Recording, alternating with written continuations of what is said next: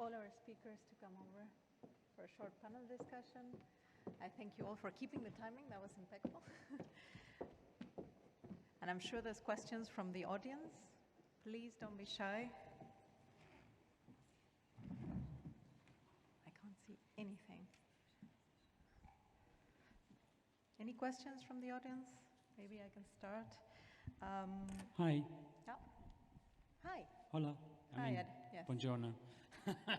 Hi, Ed Wild from UCL. There was a recent paper in movement disorders on pallido-thalamic tractotomy as showing improvement in juvenile Huntington's disease motor symptoms of 40%.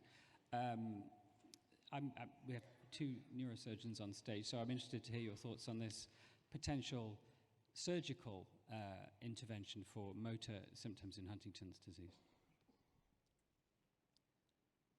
I can repeat the question. Oh, so the question was, there was a recent small case series of pallido-thalamic tractotomy, which was said to improve symptoms of motor dysfunction in 2 cases of juvenile Huntington's disease by 40%, and I'm interested to hear your thoughts. There are plenty of small series, not only in tractotomy, but also in GPI and GPE stimulation. You will always find series of 5 to 6 patients, and that is very well published among the last decades. However, that is not controlled. These are just series, and I didn't say that it doesn't help, but we have no predictors.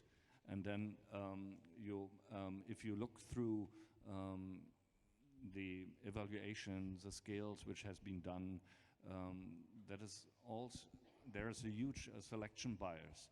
And this was actually the reason why we did it, to find out whether there's really a truth behind, and there is not. That is random.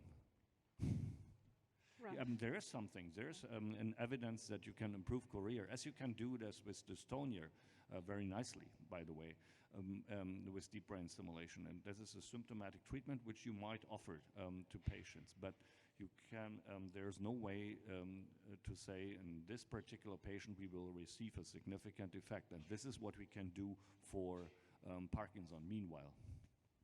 Ralph.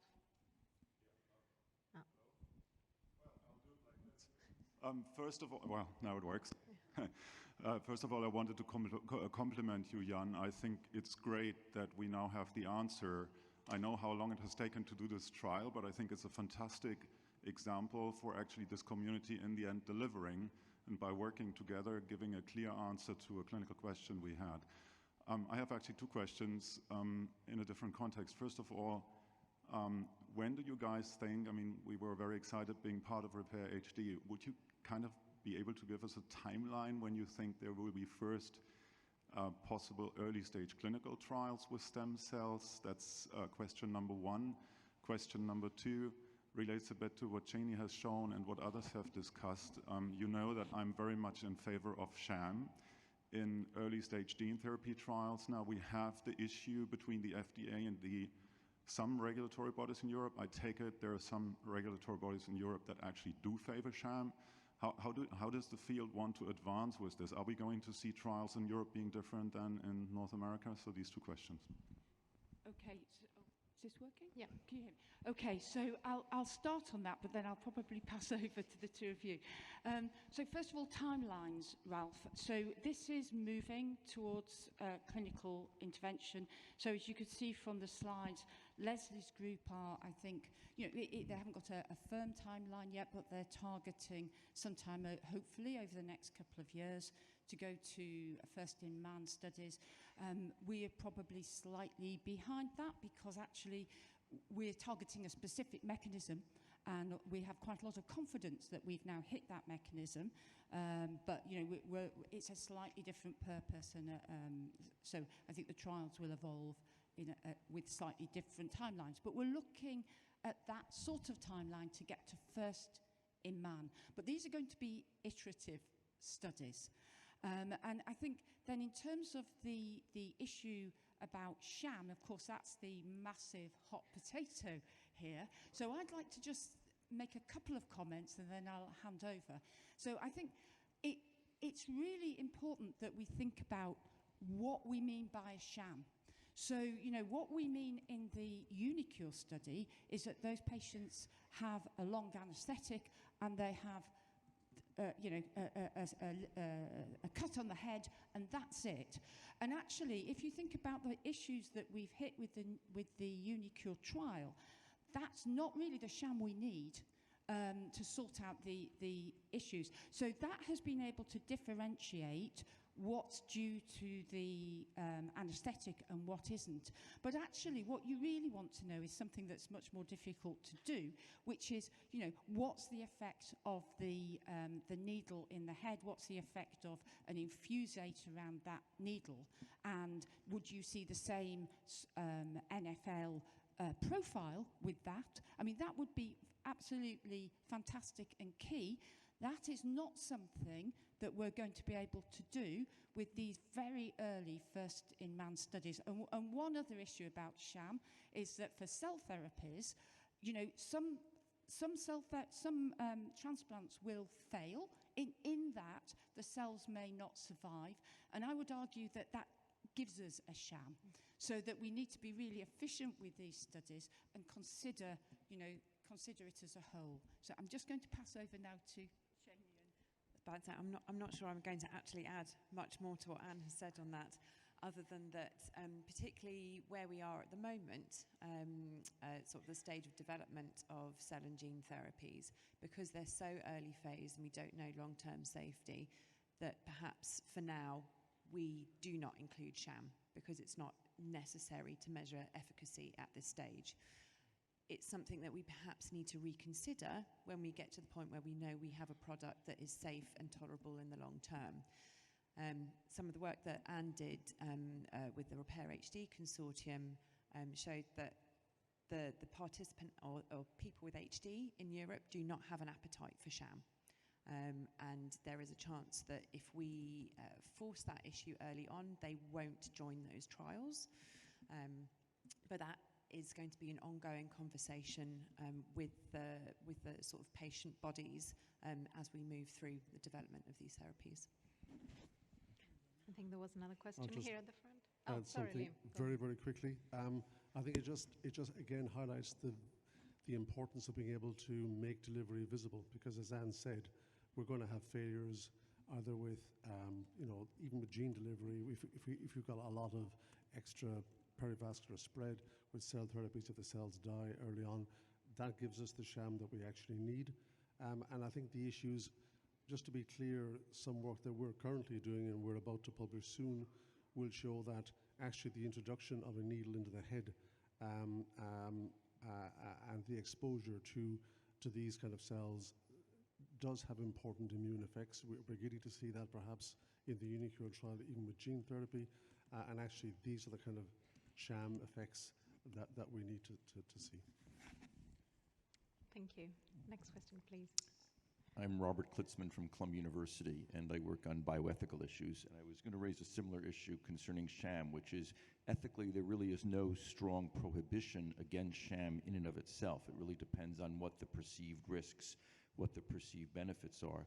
I would suggest that one might want to not use the word sham, because I think it misleads a lot of patient groups.